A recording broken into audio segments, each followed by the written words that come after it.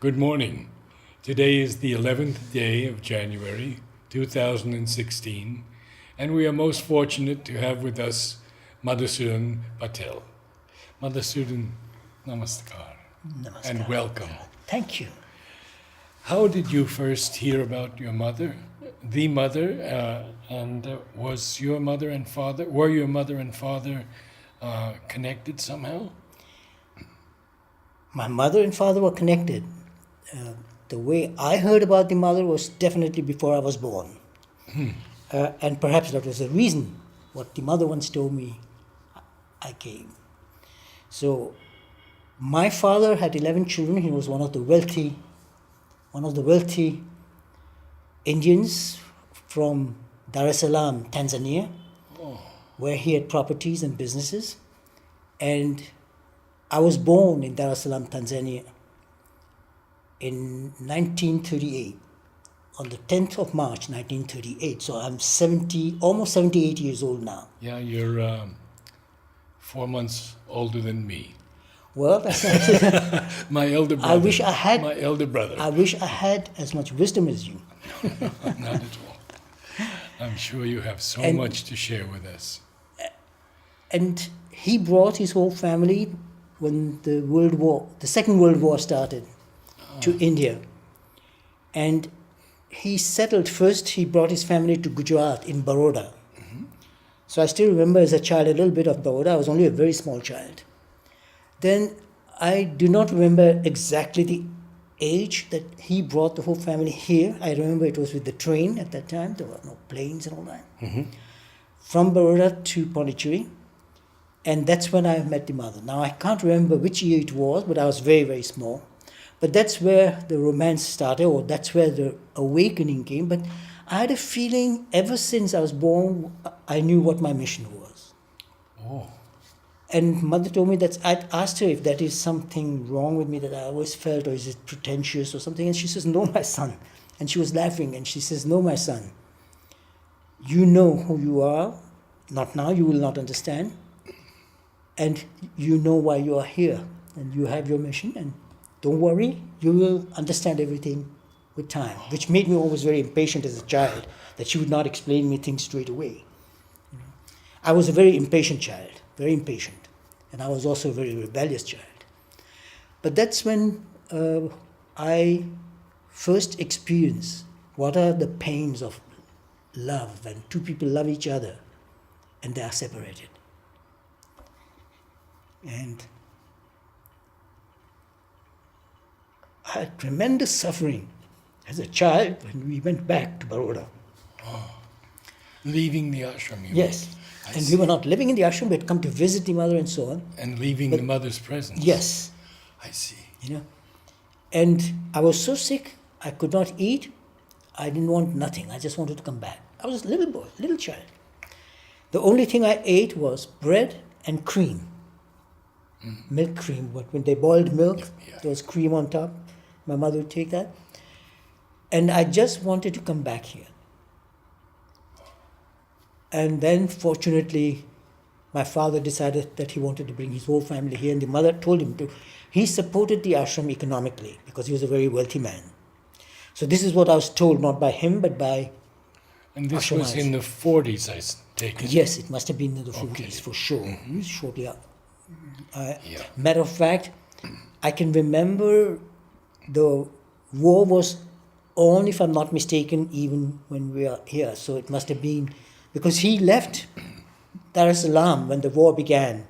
As a matter of fact, the ship that brought the family to Bombay or wherever it landed, on its way back was bombarded and it sank. Really? Yeah. But you were a baby then? when he Absolutely, brought I was a you. baby. Little baby. Yes. Yes. But I can still remember certain scenes of the ship, remembering my brothers playing the accordion and singing. They were brought up here too. And we came back, and for me, I was in paradise, and everything was fine because I used to see mother. But I was a very impulsive child, a very impatient child, even to a great degree, a very violent child, in the sense that I just could not take injustices. This is perhaps one of the reasons I don't agree with India and I don't like to come here because I see the injustices of the wealthy to the poor and the poor to the animals or others. And it's a question of justice. It's nothing to do with humanity. It's just a feeling of truth. And as a child, you don't have the wisdom to know what's right or wrong and so on. And you're impulsive. And so if I thought that the other child was wrong or was unjust to another, then I'd intervene. And if I got angry, I became physically violent. I hit as a child. And the mother, they would go complaining to the mother and say to mother, look, Madhusudan did this to our little son or daughter. And the mother would call me and I start crying with rage, saying, why are you calling me? It's not, he deserved it and that's why I hit him.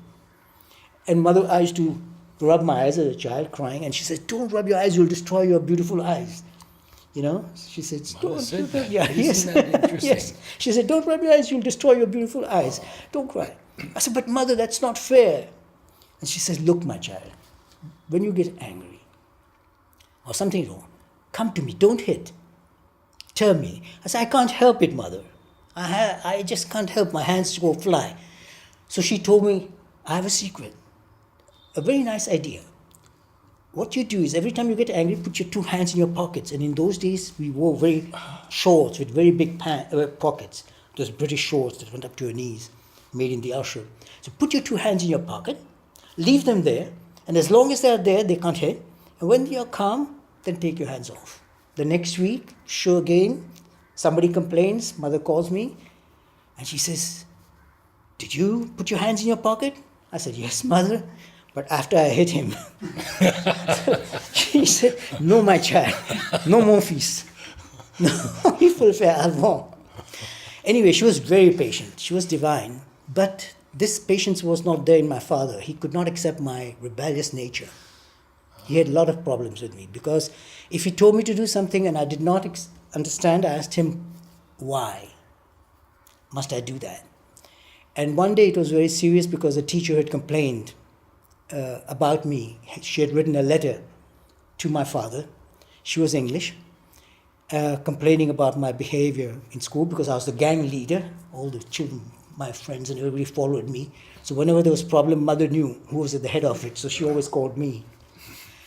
And she wrote this letter to my father complaining. And so my father was very angry and he told me something. And I said, but why? He says, because I'm telling you to do so. But I said, why are you telling me to do so? Explain me why. He says, because I'm your father. And I, as a child, I remember I told him, I was only 5 or 6, I said, but that's not my fault that you're my father. And he got so angry, he wanted to hit me with a chair. It was a cane chair with cane, you know. But my father was never violent. He never hit his children. He was a wonderful person. Matter of fact, I never saw him yell at anybody, excepting me. So my mother stopped him, my biological mother. And she sent that letter through Ravindraji, if you've heard about Ravindraji. Yes, I knew Ravindra. That's impressive too. And to the mother. So mother called my parents, me and Ravindraji. And I remember she was holding me. So you can imagine how small I was, that my head she was holding against her lower abdomen. Oh. And I can still remember, whenever she touched me, whenever I put my head on her laps or on her abdomen or on her feet, I had no prayers, I had no thoughts. You are in 7th heaven. This is truly the definition of heaven, where the mind from thought released, the heart from grief. Nirvana. Shobindo, I think, has said that. You know, all is abolished, but the mute alone. Yes. The mind from thought released, the heart from grief. Yes. So I was more than nirvana. I mean, it is like universal existence. You have become one with the Brahman. This was the divine thing about the mother. You won't believe, Alexis. I wish you had been there. Because children like you deserve to have had her touch, her caress. Anyway, I'm sorry that I talk about this during the interview. No. But this is where it began, the more intimate contact with the mother, where she said to my parents, and I can still remember very clearly, that they don't know who I am and how to educate me. Oh. So she says, from now on, he's no more your son. He's my son. And she told me, you take your things, and told Ravindraji to give me a bed in the newly opened boarding in the playground. There was a boarding, the first boarding school of the ashram. And so Ravindraji gave me a bed there, and she said, take your things. And so my parents started crying and saying, but let him come at least once a day home for meals. So she said to me, okay, you go for lunch home with your bicycle, but if your father scolds you or you don't get along, take your bicycle, go back to the boarding.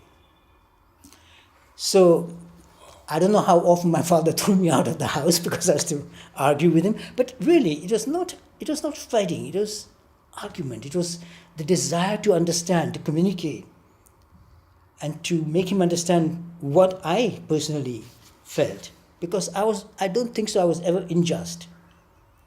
And I don't have hatred. I've never hated. I had temper, anger, but no. Yes. So I had asked the mother, why am I? And so then I used to go to his mother said, for everything you come to me. No matter what, you don't go to your parents. Everything. You come to me. And you come and say it. So every day I used to go to her in the morning. She gave me a gold pin, which I still have, and I have to do something with it, give it to somebody or what. Do you remember the year now? Get close to it. Would it be around the late 40s? Definitely late 40s or early 50s. Okay, No. good. I guess. I don't know. Time is eternal. There's no beginning, there's no end to it. And perhaps also irrelevant to me, I feel. Anyway, she had given me a gold pin and she used to put a rose every day there. Oh. And she used to give me, for my health, because I was very thin, and she said, my son, you should eat fresh tomatoes. So she used to give me 2 fresh tomatoes every day. She had given me a little bag, very special, in which she would put it. So I used to bring that. And she had given me a small basket, which was very, very beautifully made, with cotton inside. And she put a fresh egg in it, every day a fresh egg. And she said, you eat a fresh egg every day. Wow. And I used to see her 2-3 times a day. I used to go whenever there was something. In the evening at the playground, in the morning, I would bring flowers to her. She would give me flowers.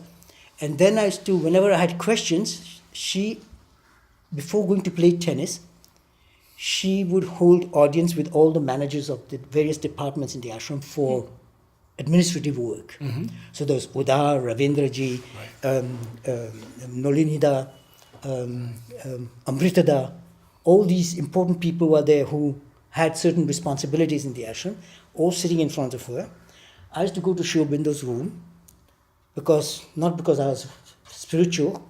I never was very spiritual in the sense that devotion and all that, but I loved the peace and the beauty of the paintings there. There's a almirah with painting on it, hand painted. So I used to marvel that, and his bed, and I used to sit there and I was just there, just happy, and then I'd go away to play. And if there was anything that mother wanted from me, because I had done something wrong, she'd see me passing through the corridor and says, fiston. She would do this with her finger, fiston. And whenever she said, fiston, come here, I knew there was trouble. But never, I've never seen mother angry. Never. I can't remember mother without a smile. I really can't. Do you remember anything of any darshan with Sri Aurobindo? Oh, yes. Absolutely. Could you tell us a little bit about that? But let me finish this. This is very important because this is very interesting because these are things when you might be in trouble, she's calling you. Yeah. And so I knew, and she'll ask me, don't you have something to confess? And I'd always say, which one? And she would laugh, because she knew that there were so many things I didn't do that was right.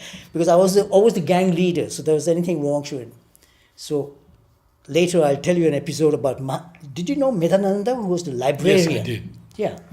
And he used to live on My the top of daughter went to school with he and Ivan, Oh! and equals one, the early days. Yeah.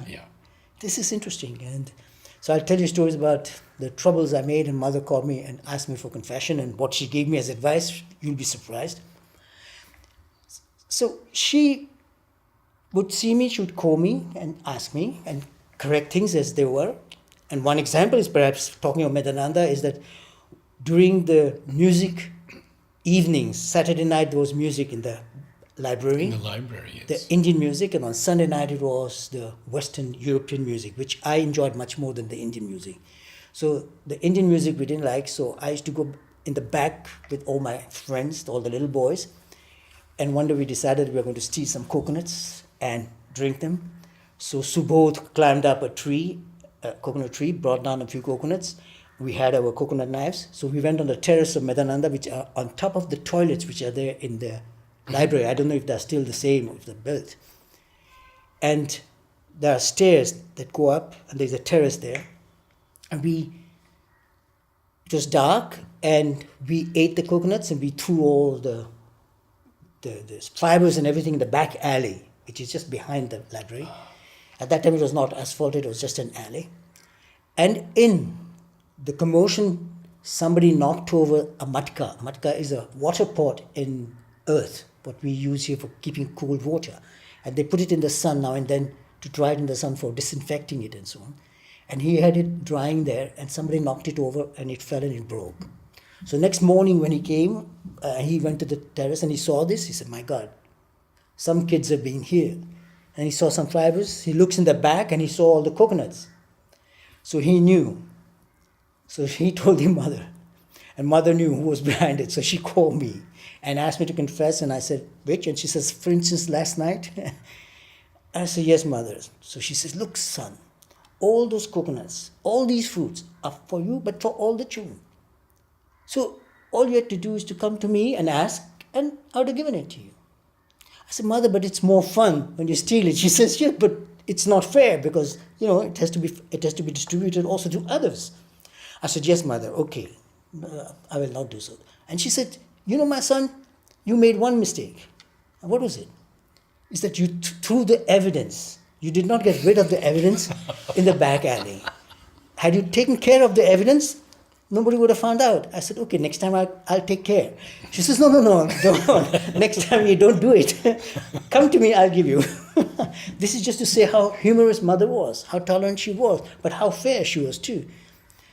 And whenever I had questions, that's where I would go and ask. And there again, to show you how tolerant she was, I would talk to her for hours, and she has to work. This was told to be by Ravindraji shortly before, a few years before he passed away.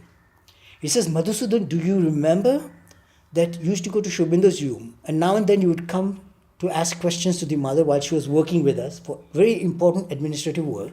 I said, yes. She says, I'll tell you something that you don't know. I said, what? She says, one day, I was there so long, talking to her and all that they all got very annoyed because the work was not getting done. So when I left, one of them said to the mother, Mother, what is this? This child needs to be told that you have important work here that you have to do. And he comes and takes all your time and the work doesn't get done. And he said, Mother looked at all of them and said, this little boy is more important than all of you and all the work that you have here. Saying that, she got up and she says, now let's go and play tennis. And then she went off for tennis. I had taken so much time that she didn't get time to finish her work. So she got up and she said, and now let's go play tennis. When Ravindraji told me this, I had tears rolling down my eyes because of regret, saying, my God, I took so much of her time. Yeah. But you can see why I'm so dedicated to her. This is again the sense of justice, that if she has done so much for me, then I cannot betray her, and I never will. And I'd rather not be on this earth than betray the mission she asked me to do. So I'm 78 almost, I work 7 days a week, I still counsel, I come from the medical field, I am a psychoneuroendocrinologist, and I work and help people. And that's why I asked Maurice to send you something I'd written about the holistic approach, the integral approach in medicine. And it's in that particular document that he sent you by email. And I cannot and I will not stop doing my work because that's the only reason she brought me. And she told me, my child, every time I've come and I needed you, I've brought you. And you know what your mission is. And I used to ask her very often, why? She says, you'll understand. There were questions I asked her about meditation and so on. And she would laugh and she says, don't worry. We used to meditate in the ashram playground after the activities, sport activities. They'd switch off the lights. Mother would sit where there is a The map of India, yes. she would sit on a chair. We all be sitting on the ground. And they would switch off the lights, put on the music. Everybody would meditate, and within 5 or 10 seconds, I would open my eyes because I found it very boring. And so I'd look at the stars because I loved the stars. And in those days, the sky was clean. There was no pollution, so you could see every single star. And I used to admire the stars, and I used to watch people observe their expressions, their faces while they're meditating. So I felt guilty. So one of those sessions that while she's working, I went to her and I said, I have a confession. And she says, what, my child? And she started smiling as if she knew what it is. And I said, Mother, every evening when everybody meditates and you meditate, I don't. So she started smiling and she says, no, what do you do? I said, well, I look at the stars and I look at all the people around me. And she says, that's fine, she says, my child. You just continue doing that as long as you don't disturb anybody. That's wonderful. I was surprised. I thought she would say that's not good and all that, you know. So then I said to her, but can I ask you a question now? She says, yes. Why is it that when all these people are meditating, I see in their faces that they are all suffering? They are meditating, but they all look as if they are all suffering. And she started laughing and she said to me, my child, magnifique mon fils, très bien. Regarde, observe. Tu vas comprendre, tu le sais. And I was again frustrated because she says, be patient, my child. You will understand. You know what it is. You will understand why and what you are seeing. Monday. And again I said, but I want to know now. She says, child, have patience. Sois patient. And today I know. And it's something very interesting that she told me later. And that's what's helping me do my work. Because when people meditate, people go to... the same thing I feel when I see people in the Samadhi. I see everybody coming there with their problems and their prayers and asking Mother for something. I'm amazed she didn't escape earlier. Because everybody has something to ask from her, the whole humanity. And she told me that, yes, you have the capacity to see things that the biological eyes do not have the capacity. And so you can see through. And it has helped me in my work with my patients for diagnosis and prognostics. And it's a privilege to be able to have all these little things. And she says, you are born with it, you have it. And she said, you know this because you're a born occultist. You have it in you. And I have developed all this. And you'll understand always more. And talking about Mother's books and Sri Aurobindo's, and this is again, as I said, please, don't take my example. And you can stone me because you think this is blasphemy, but it is not. I've not read a single book of Mother Sri Aurobindo, not because they don't interest me. Well, perhaps they don't interest me because somehow I feel, and this is not pretentious, but the Mother said this also. I don't read any of these books. I've not read them because I just have my own reasons, but that was again another confession because every birthday, a few days before, she would say, my child, don't forget to make a list of all the books you want from me and written by me and Sri Aurobindo. So by the way, if you want those books, I'll give it to you because they're all signed with blessings to Madhusudan. And they're there. Somehow I have to give it somewhere. And so one day I felt guilty and I said to Mother, Mother, I have a confession. And she started laughing again. So Mother, I've not read a single book that you've given me in the past. So this year I won't make a list. And after I've read all the books, then I'll start making the list. And she laughed and she says, no, my child, don't worry. You don't need to. You make your list. You don't need to read them. And I said, et you le sais, she says, why? She says, and you know why? She says, don't worry. Don't worry. You still make your list. because perhaps now and then you might want to look something up. And it's true, today, now and then, I do look up a few things when I'm writing, because I write, but not spiritual stuff. That's not my specialty. It's to you great yogis that you write spiritual things. I write more in my field of work. Oh, yes, I have a book in Italian on laws and principles of spirituality for self-fulfillment. But that has nothing to do with teaching spirituality. I'm only explaining, as Mother had explained to me, what the various laws are. What's the law of karma? What is dharma? What is the difference between karma, dharma, destiny? But it's 14 chapters in Italian, so uninteresting for the ashramites. And if you read Mother and Sri Aurobindo, you know everything. So you don't have to read my book.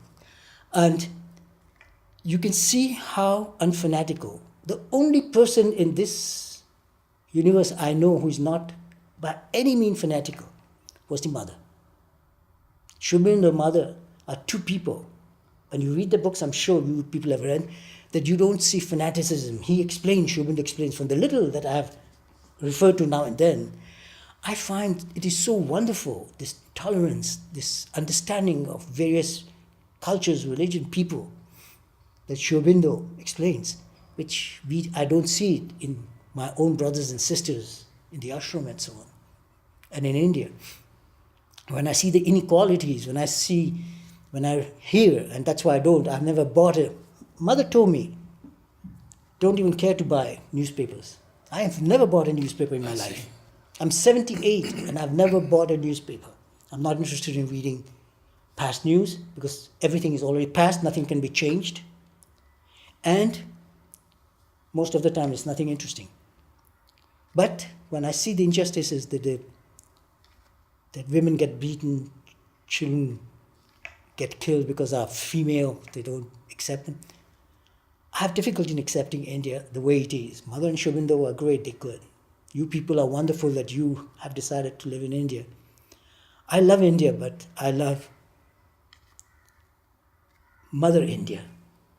India as a mother for humanity. And I love the soul and spirit of India. And the Indians don't make India. India should make Indians. And we should be children of India, I feel. And so I am a child of India. I am an Indian, but I don't accept the way things are in India, the injustices and suffering that is there, the dirt, the noise.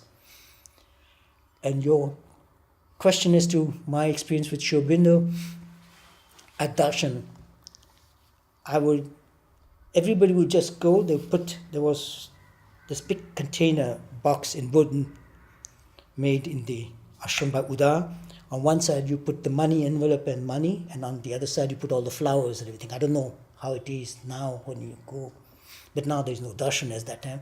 And Mother and Sri Aurobindo will be sitting in there, and we'd pass by, and you put the flowers and you put the money, whatever, or you don't put anything and you do your namaste, and people moved on. And I could not move on. I stood there until he gave me a smile. Believe it or not, and this was no hallucination, I know. And I'd ask Mother, is it wrong that I stop and wait for him to smile? And she says, no, my child, it's your right. Now, if I tell this to my colleagues in the ashram, they say, oh, you're at that time, So that was my experience with Sri Aurobindo, and there was this unity between us that has grown over the years. And I'm truly the least ashramite person that I am. If you ask my colleagues, and they'll say, oh, Madhusudan. Because I left so early, and I was never so devout. I was not a devotee, and I don't do all these rituals and all that. And though I believe and understand and explain in my book of spirituality what rituals mean, because I specialize in the field, Mother told me, travaille avec les énergies que tu as en toi et dans le cosmos. Work with the energies that are within you and in the cosmos, and with the divine energies. She says, and you can help patients and you can help people. When I used to hit, she told me, don't hit my child. Your hands are not meant for hurting. They're meant for healing. Oh. And what do you mean healing? She would not explain it to me. And she had a reason. She says, my child, just do that. Don't use them for violence, use them for healing. No, healing. What can I do? A child, what does he understand of healing? Now I know what it is. When I touch you, I not only give you, I not only let my soul and my entire being flow through you, but I also am union with the being that you are. And therefore I can also feel and understand where the various difficulties can be. But this comes, and mother told me, and I've spoken to her when I used to come, and I not even finished my studies and so on. Because when I went, initially, I went to Germany because I was very close to Dada, who was in charge of the physical education department. And I loved and adored him, and I still love and adore my Dada. It means elder brother. And for some reason or other, I said, okay, I'll go and study physical education. And the mother said, yes, it's good that you go to Germany, not to the United States, not to France, not to England, go to Germany, because you will profit from the discipline, the German discipline. And I'm a very disciplined. My German friends tell me, you're more German than us, you're more disciplined than Germans. But I said, but I'm not rigid like the Germans. No offense, this was only a joke. The Germans are not rigid. There are people who are rigid all over the world, but no nation as such can be said as rigid or so on. But mother said, si, va mon fils. And my eldest brother, and they were not at all on accord, they did not agree. They were in the ashram. Yes. In the school. Yes, they'd all gone to the ashram school and so on. And then at the age of 21, in 1961, it was 61, and I decided to go, but it was also with talking with the mother. Mother said, yeah, my child. And they do, because a professor had come from Cologne, University of Cologne, Department of Physical Education, Deutsche Sporthochschule Köln. It's a very famous sports school in the world. And he had come here for 1 or 2 or 3 months to train our ashram boys and girls. So he inspired me, and he said, you come. And I was a captain, a group captain here, in my green, at that time, green shorts. And that's what motivated me. And mother said, yes, my child, the time has come, you must go. And she says, go to Germany, the discipline will do you good. So I went, and believe it or not, I was very thin, very weak, and as you see, I'm not a very muscular person. I am a graduate of the Deutsche Sporthochschule Köln. It's a very famous school. And I wanted to come in. And so when I came on vacation, I used to train, but then when I finished and so on, my rapport with Dada had broken for various reasons. But nothing bad, but it was just as good. Mother said that, my child, you have a mission, which is not only for the ashram, it is for the world. So you have to continue studying, because you are not finished. This is just the first part. So I never practiced the profession of a diploma physical education professor. And I wanted to do it for the ashram. And since they did not want me, or was not needed, because they had their own program or whatever it was, but it's not important. It's nothing negative, but that's the way things are in life. Then I decided to go in the field of medicine, and I specialized in neurology and in psychoneuroendocrinoimmunology, which is beyond neurology, because you can either specialize in cardiology, or you can specialize almost in any particular field of medicine. Sure. But somehow it did not draw me so much. At first I was interested in cardiology, but then I heard about the field of neurology, and I found it much more interesting, because it has to do with mind, the brain. And so I specialized in neurology, and then I had the possibility to study psychoneuroendocrinoimmunology, which is a combination of the psychology, but emotions, human emotions. Endocrinology is human emotions. Neurology is the brain and the nervous system. Endocrinology is the science of hormones. And immunology is the science of the defensive system in the body, the immune system of the body, which is the essential system for maintaining human health. And all these four are intimately related. And for heaven's sake, read what Maurice sent to you. Yes. Because you will understand something more. because it's important, it's interesting, it's also good for your own personal health. And that is the first area in medicine that brings science closer to Sri Aurobindo's integral yoga. Let's take a couple of minutes break and we'll pick up again